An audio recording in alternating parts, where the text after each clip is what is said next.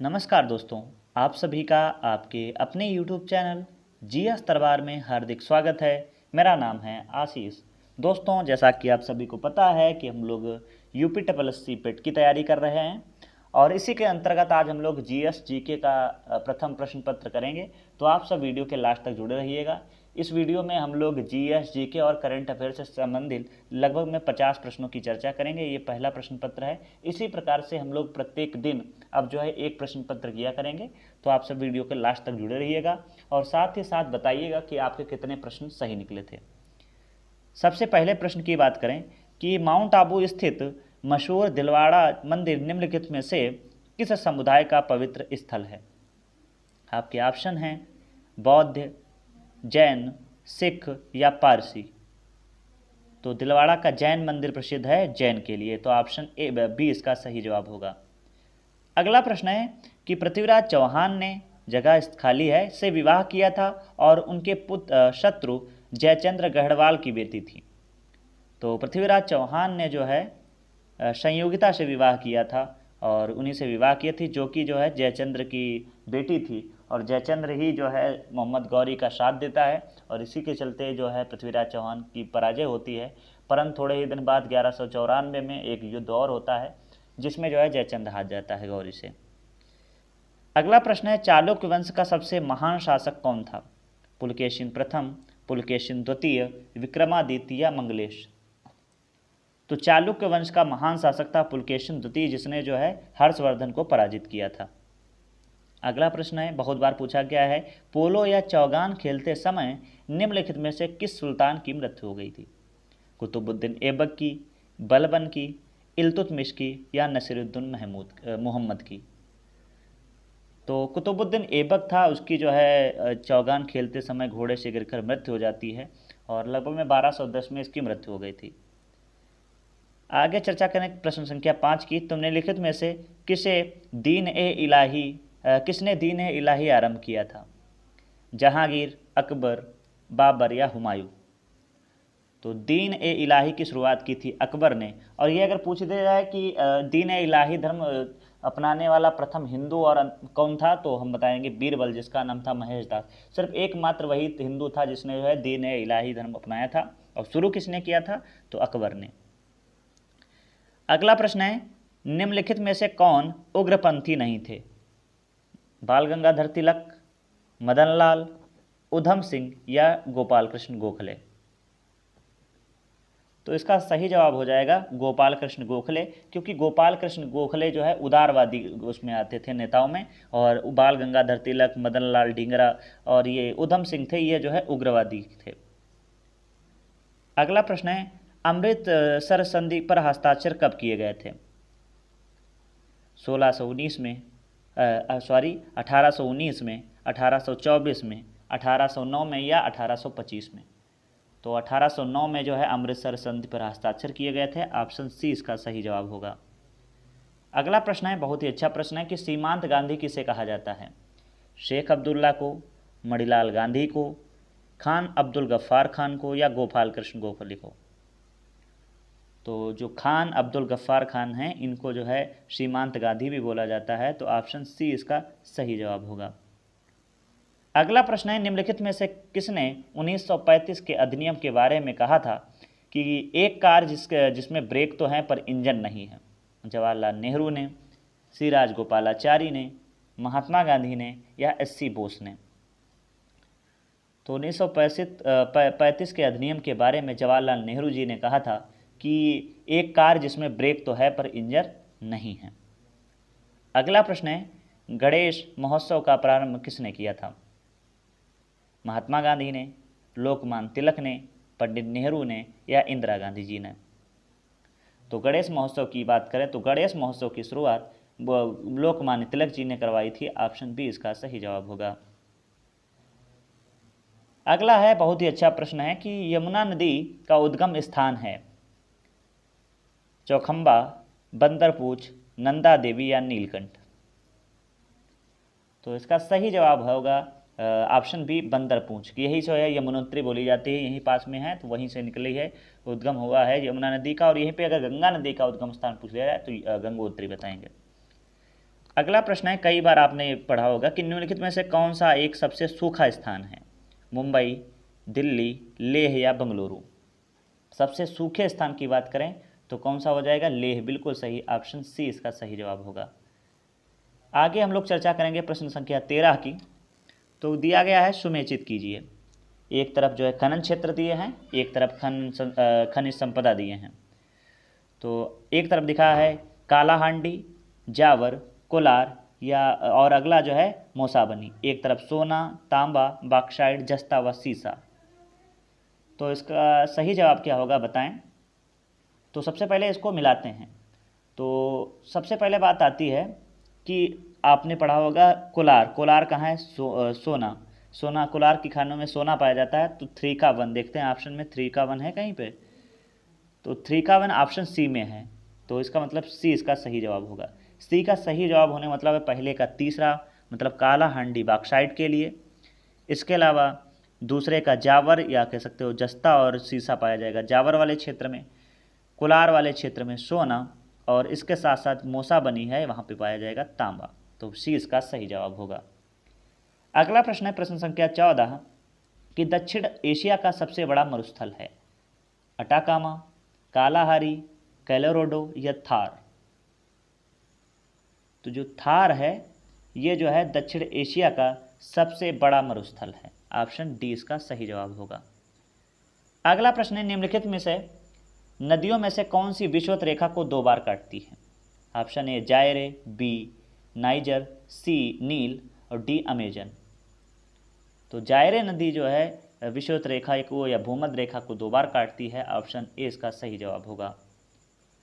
कई बार पूछा जाने वाला प्रश्न, बहुत ही इंपॉर्टेंट है कि मेक इन इंडिया का पहल शुभारंभ कब किया गया था? दिसंबर 2013, सितंबर 2014, मार्च 2014 या जून 2015? तो सितंबर 2014 में मेक इन इंडिया की शुरुआत की गई थी। ऑप्शन सी इसका सही जवाब होगा। अगला प्रश्न है, राष्ट्रीय कृषि और ग्रामीण विकास बैंक अर्थात नाबार्ड की स्थापना कब की गई थी? 1991 में, 1975 में, 1982 में या 1987 में? तो नाबार्ड की स्थापना 1982 में की गई थी। इसका सी सही जवाब होगा। अगला प्रश्न है, भारत के केंद्रीय बजट में रेल बजट का किस वर्ष विलय किया गया था? केंद्रीय बजट में रेल बजट का 2017 में, 2016 में, 2018 में या 2015 में? तो केंद्रीय बजट का रेल में जो है विलय किया गया था। ऑप्शन ए, मतलब कहने का अर्थात है कि इसका सही जवाब होगा वो हो जाएगा 2017। अगला प्रश्न है, भारत में श्वेत क्रांति का जनक किसे कहा जाता है? एम.एस. स्वामीनाथन को, राजकृष्णा को, वर्गीज कुरियन को या इनमें से कोई नहीं? तो वर्गीज कुरियन को जो है भारत में श्वेत क्रांति का जनक कहा जाता है। और साथ ही साथ अगर हरित क्रांति का जनक कहा जाएगा तो हम लोग बताएंगे एम.एस. स्वामीनाथन को, जो भारत में जो है हरित क्रांति के जनक बोले जाते हैं। और यदि पूछा है विश्व में हरित क्रांति के जनक किसे कहा जाता है तो हम बताएंगे नॉर्मन बोरलॉग को। अगला है कि राजकोषीय घाटा का अर्थ क्या है? सरकार द्वारा एकत्रित कुल राजस्व, बी सरकार के कुल राजस्व और कुल व्यय के बीच में अंतर, सी सरकार का कुल व्यय, डी सरकार द्वारा ली गई कुल उधार राशि। तो राजकोषीय घाटा का अर्थ होता है कि सरकार के कुल राजस्व और कुल व्यय के बीच में अंतर, यही आएगा आपका राजकोषीय घाटा कहलाता है। आगे हम लोग बात करेंगे प्रश्न संख्या 21 की, और संविधान से संबंधित है कि भारतीय संविधान में अवशिष्ट शक्तियों का विचार संविधान में कहाँ से लिया गया है? जापान, कनाडा, दक्षिण अफ्रीका या अमेरिका? तो अवशिष्ट शक्तियों की जो विचार है ये कनाडा से लिया गया है। ऑप्शन बी इसका सही जवाब होगा। अगला प्रश्न है, बहुत ही अच्छा प्रश्न है कि संविधान का कौन सा भाग संविधान संशोधन से संबंधित है? भाग 15, भाग 10, भाग 8 या भाग 20? तो भाग 20 जो है वो संविधान संशोधन से संबंधित है। अगला प्रश्न है, उत्तर प्रदेश की प्रथम महिला मुख्यमंत्री कौन थी? एनी बेसेंट, मायावती, विजयलक्ष्मी पंडित या सुचेता कृपलानी? तो सुचेता कृपलानी जी जो हैं ये जो है उत्तर प्रदेश की प्रथम महिला मुख्यमंत्री थी। तो इसका डी सही जवाब होगा। अगला प्रश्न है, बहुत ही अच्छा प्रश्न है कि राष्ट्रपति मंत्रिपरिषद के सदस्यों को कैसे बर्खास्त कर सकते हैं? लोकसभा अध्यक्ष की सहमति से, आपात स्थितियों में, प्रधानमंत्री की सिफारिश पर, या डी जो है अपनी स्वयं की ओर से। तो मंत्रिपरिषद में कोई भी अगर सदस्य को हटाना है तो प्रधानमंत्री की सिफारिश पर राष्ट्रपति हटा सकता है। तो इसका सही जवाब होगा ऑप्शन सी। प्रश्न संख्या 25 है, भारतीय संविधान के अनुसार सरकार के कितने अंग हैं? 1, 2, 3, 4। तो संविधान के अनुसार सरकार के 3 अंग हैं। कौन कौन से, आप सब कमेंट में बताइएगा। अगला प्रश्न है, डायोप्टर निम्नलिखित में से किसकी एसआई इकाई है? तरंग दैर्घ्य की, ज्योति तीव्रता की, लेंस की क्षमता की, या जो है चुंबकीय शक्ति की। तो डायोप्टर की बात करें तो लेंस की क्षमता मापी जाती है। ऑप्शन सी इसका सही जवाब होगा। प्रश्न संख्या 27 है कि यदि एक लोलक निर्वात में दोलन करता है तो उसकी समयावधि घट जाती है, बढ़ जाती है, अपरिवर्तित रहती है, या पहले बढ़ती है तथा फिर घटती है? बताना है। तो इसका सही जवाब हो जाएगा अपरिवर्तित रहती है। ऑप्शन सी इसका सही जवाब होगा। अगला प्रश्न है, निम्नलिखित में से बेकिंग सोडा का रासायनिक नाम क्या है? Sulphate, sodium hydrogen carbonate, sodium जो है कार्बोनेट, अगला जो है कैल्शियम हाइड्रोक्साइड। तो सोडियम कार्बोनेट को जो है ये जो है इसका बेकिंग सोडा का रासायनिक नाम है। तो इसका सी सही जवाब होगा। प्रश्न संख्या 29 है कि नियासिन जो विटामिन बी कॉम्प्लेक्स ग्रुप का एक विटामिन है की कमी से कौन सा रोग होता है? तो आपके ऑप्शन है मैरासमस, इसके अलावा पेलाग्रा, ब्रिकेट्स और रतौंधी। तो इसका सही जो जवाब होगा वो पेलाग्रा हो जाएगा। ऑप्शन बी इसका सही जवाब होगा। अगला प्रश्न है, प्रश्न संख्या 30, निम्नलिखित में से कौन सा एक सही खाद्य श्रृंखला को दर्शाता है? घास मेढक कीट गरुड़ सर्प, घास कीट मेढक सर्प गरुड़, घास सर्प गरुड़ कीट मेढक, और घास गरुड़ सर्प कीट मेढक। तो इसका सही जो जवाब हो जाएगा ऑप्शन बी। क्यों? क्योंकि घास घास को खाता है, कीट कीट को खाता है, मेढक मेढक को खाता है, सर्प और सर्प जो है को खाता है गरुड़। तो इसका बी इसका सही जवाब होगा। अगला प्रश्न है, प्रश्न संख्या 52। अब करंट अफेयर से जितने क्वेश्चन बनते हैं तो उसके बारे में चर्चा करेंगे। तो दिया गया है कि फरवरी 2022 में शुरू किए गए सार्वभौमिक टीकाकरण कार्यक्रम सघन मिशन इंद्रधनुष 4.0 को राज्यों, केंद्र शासित प्रदेशों के कितने जिलों में संचालित किया जाएगा? 315, 365, 416 या 422? तो इसकी कार्यक्रम की बात करें तो 416 जो है जिलों में शुरू किया जाएगा। ऑप्शन सी इसका सही जवाब होगा। अगला प्रश्न है कि फरवरी 2022 में किस सुरंग को 10,000 फीट से अधिक की ऊंचाई पर स्थित सबसे लंबी राजमार्ग सुरंग के रूप में वर्ल्ड बुक ऑफ रिकॉर्ड्स द्वारा मान्यता दी जाएगी? सेला सुरंग, जवाहर सुरंग, अटल सुरंग, या नचिफू सुरंग? तो सही जवाब बताएं। तो अटल सुरंग को दिया जाएगा। ऑप्शन डी इसका सही जवाब होगा। अगला प्रश्न है, हेनले एवं पार्टनर्स द्वारा जारी हेनले पासपोर्ट सूचकांक 2022 Q3 में भारत का कौन सा स्थान प्राप्त हुआ है? 72, 78, 87 या 88वां? तो 27वां प्राप्त हुआ है। तो इसका मतलब सी इसका सही जवाब होगा। अगला प्रश्न है, प्रश्न संख्या 55। मई 2022 में किस देश को association of Asian election authorities का अध्यक्ष चुना गया है? जापान, इंडोनेशिया, चीन या भारत? तो इसका सही जवाब होगा भारत को चुना गया है। Option D. अगला प्रश्न है, मई 2022 में कौन सा नियो बैंकिंग स्टार्टअप भारत का 100वां यूनिकॉर्न बन गया है? टिंक, इसके बाद ओपन, कोडक या एक्सेस? तो ओपन है इसका सही जवाब हो जाएगा, जो भारत का जो है नियो बैंकिंग स्टार्टअप का 100वां यूनिकॉर्न बन गया है। प्रश्न संख्या 57 है कि अंतर्राष्ट्रीय ऊर्जा एजेंसी की एक रिपोर्ट के अनुसार भारत वर्ष 2026 तक विश्व के तीसरे सबसे बड़े एथेनॉल उपभोक्ता के रूप में किस देश को पीछे छोड़ देगा? चीन, ब्राज़ील, अमेरिका, मैक्सिको। तो इसका सही जवाब हो जाएगा ऑप्शन ए, चीन को। अगला प्रश्न है कि उत्तर प्रदेश के किस शहर में स्किल इंडिया अंतर्राष्ट्रीय केंद्र की स्थापना की जाएगी? आगरा में, लखनऊ में, वाराणसी में या नोएडा में? तो स्किल इंडिया अंतर्राष्ट्रीय केंद्र की स्थापना वाराणसी में की जाएगी, ऑप्शन सी इसका सही जवाब होगा। प्रश्न संख्या 59 है, बहुत ही अच्छा प्रश्न है कि नवंबर 2021 में प्रधानमंत्री नरेंद्र मोदी ने पूर्वांचल एक्सप्रेसवे का उद्घाटन किया। इस एक्सप्रेसवे के संबंध में विकल्प में कौन सा तथ्य सही नहीं है? 16 नवंबर 1921 को प्रधानमंत्री नरेंद्र मोदी ने पूर्वांचल एक्सप्रेसवे का उद्घाटन किया। बी, इस एक्सप्रेसवे की लंबाई 340.423 किलोमीटर या लगभग कह सकते हो लगभग में 341 किलोमीटर है। इसके अलावा यह एक्सप्रेसवे बलिया के मंदरिया गांव तक बनाया गया है।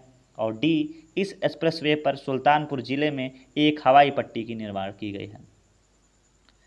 तो इससे संबंधित कौन सा तथ्य सही नहीं है? तो ऑप्शन सी इसका सही जवाब होगा। इससे संबंधित तथ्य यह नहीं है कि यह एक्सप्रेसवे बलिया के मंदरिया गांव तक बनाया गया है। अगला प्रश्न है प्रश्न संख्या 60 कि टोक्यो ओलंपिक 2020 में भारतीय पदक विजेताओं के संबंध में विकल्प में कौन सा तथ्य सही नहीं है? टोक्यो ओलंपिक 2020 में भारत की तरफ से पहला पदक लवलीना बोहरने ने जीता है। बी, पीवी सिंधु ने महिलाओं की बैडमिंटन स्पर्धा में एकल वर्ग में कांस्य पदक जीता।